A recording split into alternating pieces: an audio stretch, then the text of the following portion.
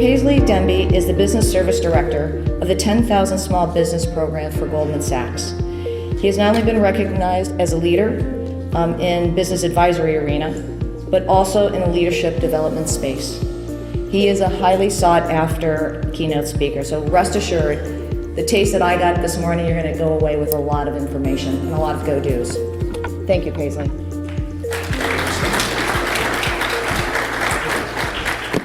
Good morning. Good morning. We can do better than that. How's everyone doing? It is an absolute pleasure and honor to be invited back. I want to thank National Grid and their supplier diversity team with special recognition for Carla. Fleur, where's Fleur? Working. Awesome, and the entire team. But in the spirit of the power of connections, unlike every single supplier, to take out your business card. Take out your business card right now.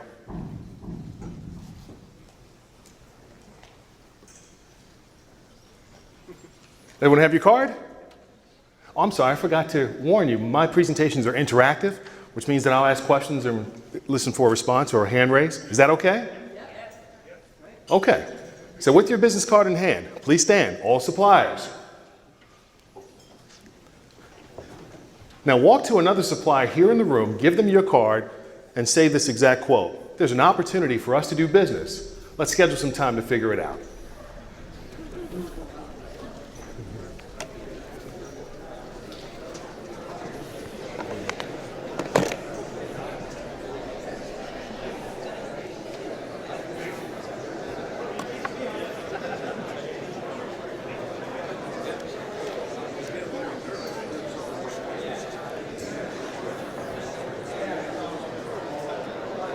Okay, Simon says, now take a seat.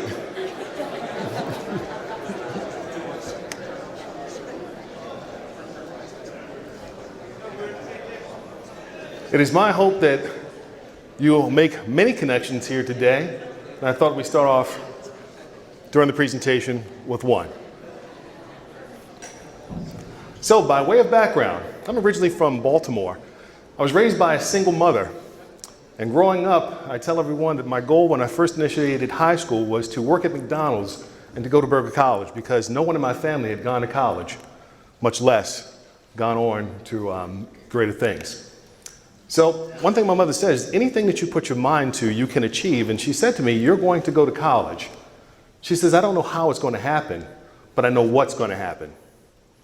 And that simple advice that my mother has given me I've used throughout my entire life. Not only did I go to college, I went to 2 Ivy League schools. I went to Brown University and graduated with an engineering and business economics education.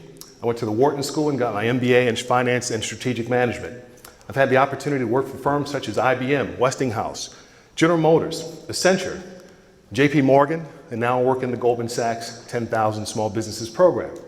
On an annual basis, I train over 500 businesses in the areas of small business development and business management education. And over the course of working with businesses, just last year, one of my clients was the fastest growing small business minority-owned firm in New York City. And oftentimes when I'm working with a client, I'm told, you should put this stuff in a book. And so I came up with a title for a book, and I thought, once I was invited to come speak here today, that I would share it with you. The book hasn't been written, so I'm going to present this material, and I hope that you like it. I called it The Science of Doing Business. Is that okay? Okay. So in the event that you happen to stumble upon some information today that you find of Pinterest, and you feel like you want to flicker it out or share it with your LinkedIn or Facebook friends, or that you think it's delicious or you dig it, I want you to tweet the information out. If you don't already have Twitter on your phone or on your computer, download Twitter, because Twitter is an amazing tool. It's not just a great tool for sharing that you're going to a party or to an event or to a conference. It's also an amazing tool to become a part of a national conversation or an international conversation about what's going on in your industry and in your community. So I invite you to tweet. I also invite you to follow me on Twitter. My Twitter handle is Paisley Demby, and also the hashtag for 10KSBNYC for the Goldman Sachs 10,000 Small Businesses program. So is that okay?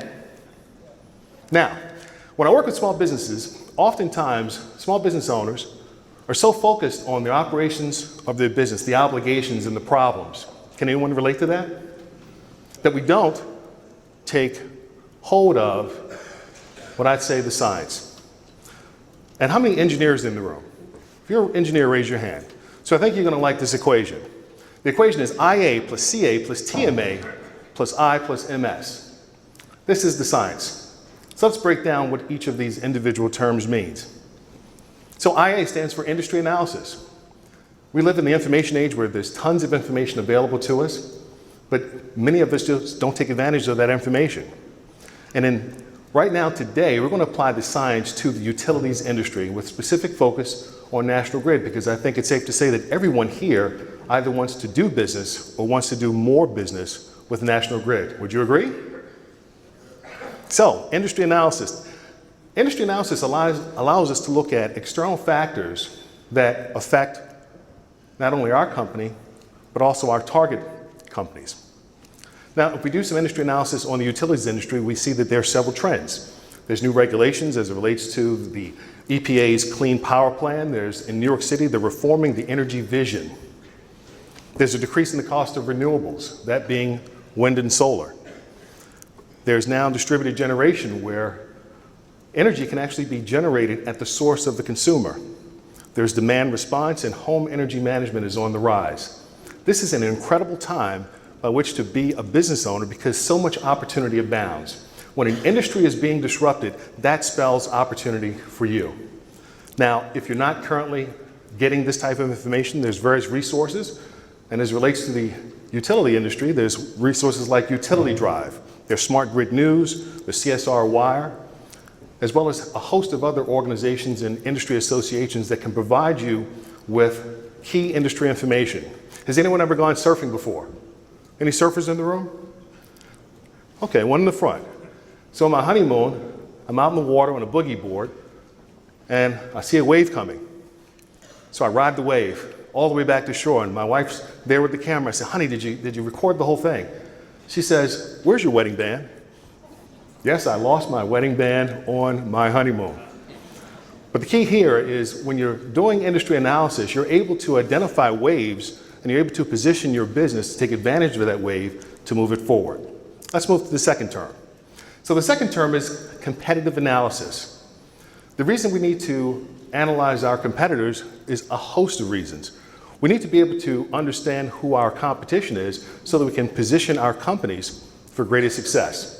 How many people remember the dating game? Remember the dating game back in the 70s? Yes, I'm telling a little bit of my age. There typically were 3 bachelors or 3 bachelorettes on one side, and then there was the individual asking questions. Well, doing competitive advantage is just like the dating game. Companies like National Grid are looking for suitors. They're looking for you. And they want to know what makes you different, what makes you special, what types of solutions can you provide that help them to meet their strategic objectives. Again, this conference is a great opportunity for you to market and promote yourselves. But if you were in a room with all of your competitors and National Grid came up to you and said, why should I do business with you over all the rest? You should be able to quantify your unique selling proposition. What is special, what is unique about your product or service that again can assist National Grid in reaching its objectives. So some sources. And these sources you can use in any industry. One source is called Reference USA. With Reference USA, you can identify all of your competitors. You can identify all the news that is coming out. You can look at all their positions. You can look at their cost structure. You have a detailed analysis of each individual company. You have Hoover's, Dun & Bradstreet. And how many people use Google Alerts? You can go into Google and put in all your competitors, so anytime any news comes out on your competitor, you know what's going on with them. And monitor Twitter. Many companies like National Grid and your competitors are actively tweeting things that they're doing within their business, so we can get insights into companies just by being tied to Twitter. And then there's article searches, and then Alexa.com. We can find out online where our competitors are advertising, where the traffic is coming in, what types of keywords that they're using. We can gain an incredible amount of information just using technology. And a lot of this information and resources are available free of charge. Can anyone guess where? At your local library. All you need is a library card, and you can access these databases free of charge. If you contacted Reference USA directly, they would charge you a fee, but if you go to the library, you access the same information for free. Now on to our third term, target market analysis. Why must we analyze our target? Everyone's target today is National Grid. If we understand the needs, the problems, the opportunities of our target, then that increases our opportunity to do business with our target, and in this case, National Grid. Now, if you simply go to National Grid's website, you'll see that what they buy, it's all outlined on their website. From information services, fleet equipment and services, gas equipment, office equipment, industry supplies, electrical and mechanical equipment, it's all there. But more importantly than the commodities, also listed on the website, is what they're specifically looking for. So they're looking for suppliers like you to come to the table with solutions that provide cost advantages, efficiency, and safety, as we heard earlier. And they also want you to operate with the highest quality of standard of service. They want you to bring sustainable solutions, as well as innovation, which we're going to talk about in just a little bit. How are we doing so far? Great. Okay. Now, some sources when you're looking to do target market analysis is you can look at companies' websites. Again, Reference USA you can use as a tool to get insight onto your competitors. Hoover's, Google Alerts, article searches, Alexa, and a website called quantcast.com. The reason I'm outlining all of these sources is because I want to give you the tools so that you can put the science to work for your business. The next is that wonderful thing called innovation. How many people like innovation? Raise your hand if you like innovation. But innovation is sort of mystical.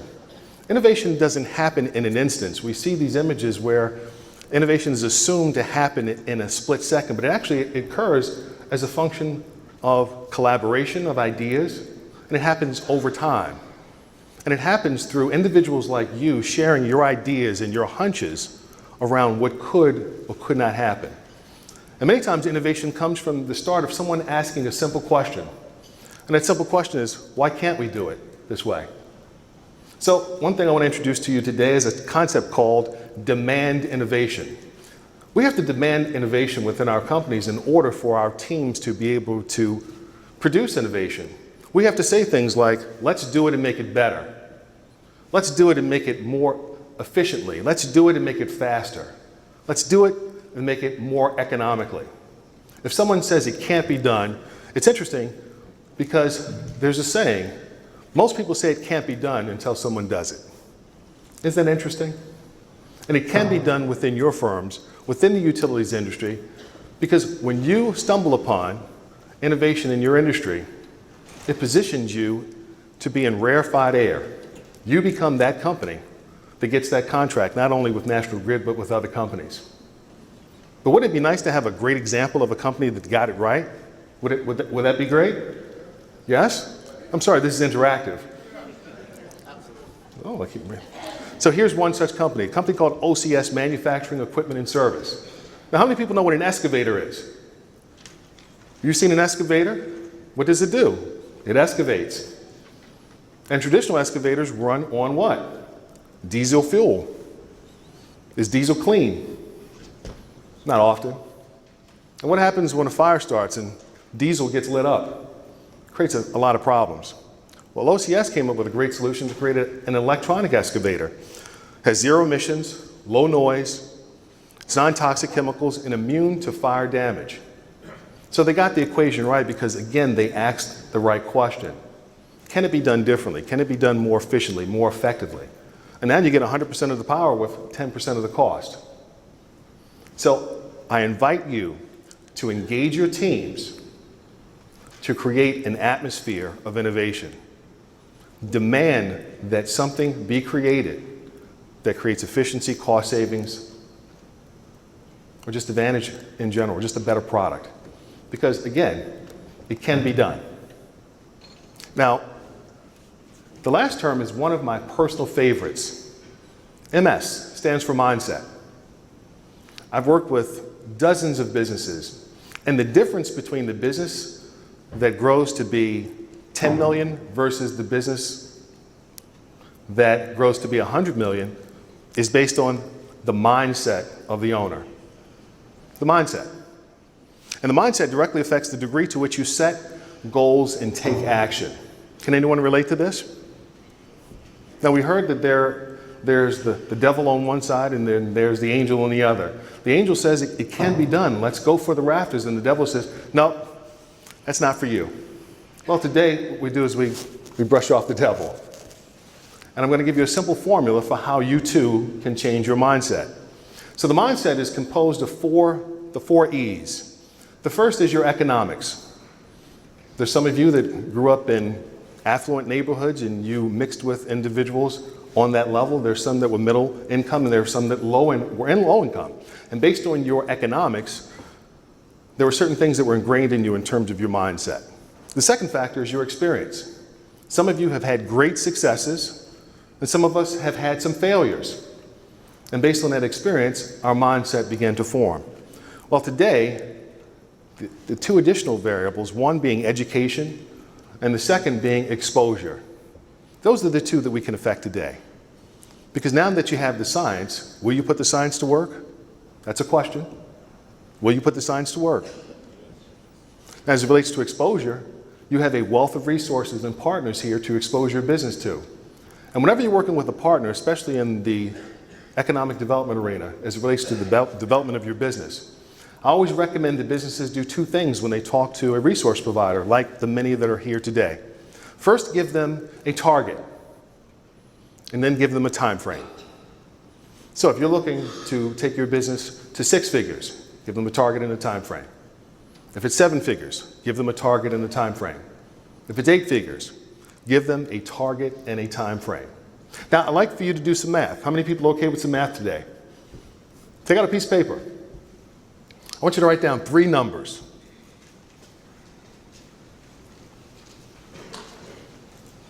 Don't worry, you will not have to report out on what these numbers are. The first number that I want you to write down is if all goes well with your business this year, how much revenue will you generate? How much revenue will you generate if all goes well this year? The second number I want you to write down is, in 5 years, what is the revenue that you see your business making? So in 2020, what is the revenue that you see your business making?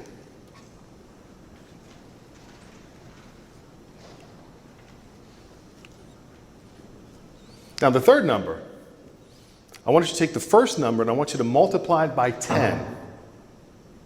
And for those that are mathematically challenged, I just want you to add a 0 to the end of the first number.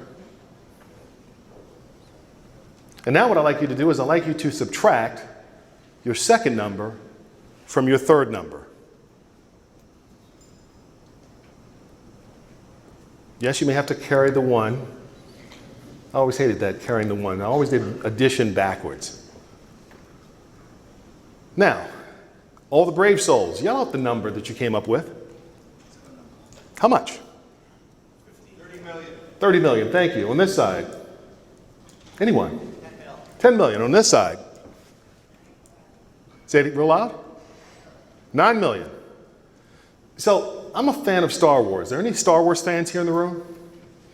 So I've been practicing this thing called the Jedi. Anyone, any Jedis in the room? So what I want you to do today is I want you to accept your third number as your new revenue for your business. So what I just did was the Jedi mind trick on you, so that means that everyone here now has accepted their third number as their new revenue target. Are we in full agreement? Full agreement? Raise your hand if you're in full agreement. Okay, so it looks like it didn't work 100%. So I need to go back to Jedi training. Now when you're watching a musician, you ever seen a musician lead a symphony?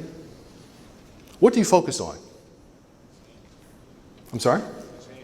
You focus on his hands. Now, when you're watching a magician, what do you focus on? The eyes. So right now, we're going to do some magic. Is that okay? Is everyone okay with some magic? Okay, I see you raising it up in the back.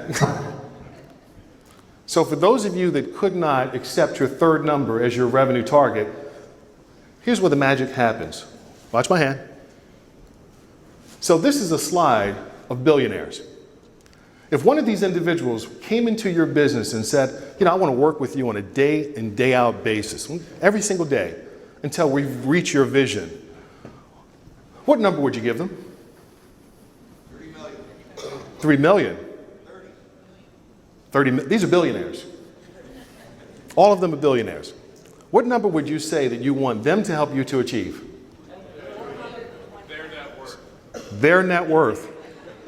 Someone said billions. Now, it's interesting because when I said let's adopt this third number, the third number was much smaller than a billion. Correct or no? Yes. But as soon as the magic happened and you saw these individuals, you ascribed something to them that you said, you know what, if they work with me, I'm sure that we could make it happen. Yes or no? So the question is, what is it that they have that you could never get access to?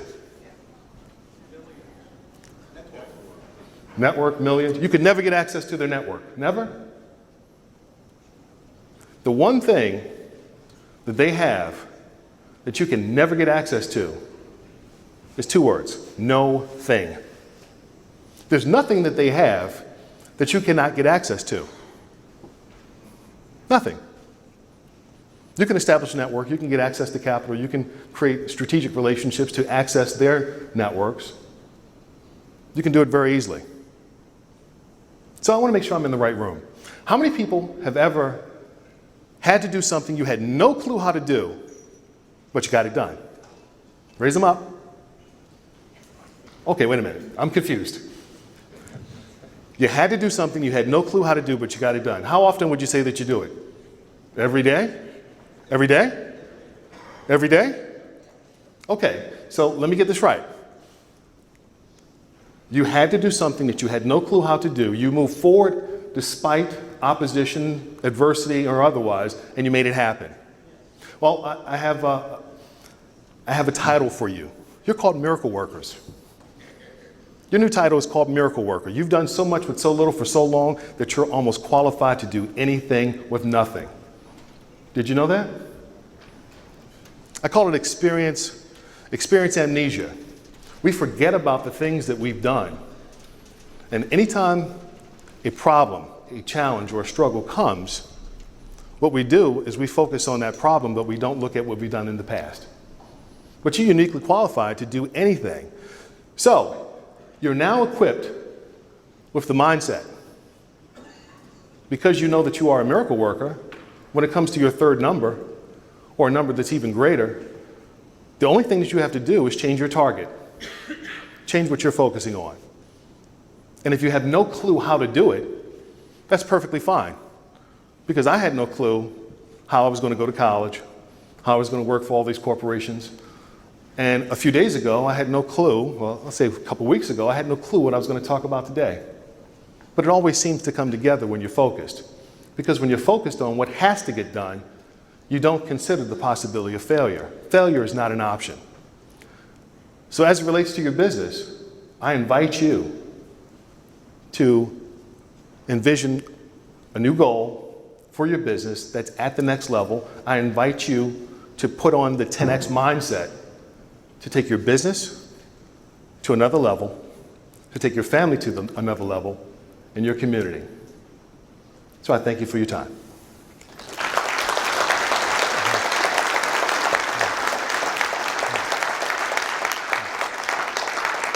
Now, if you'd like to download the slides, you can download the slides at tinyurl.com/OFPJLMB. Thank you again.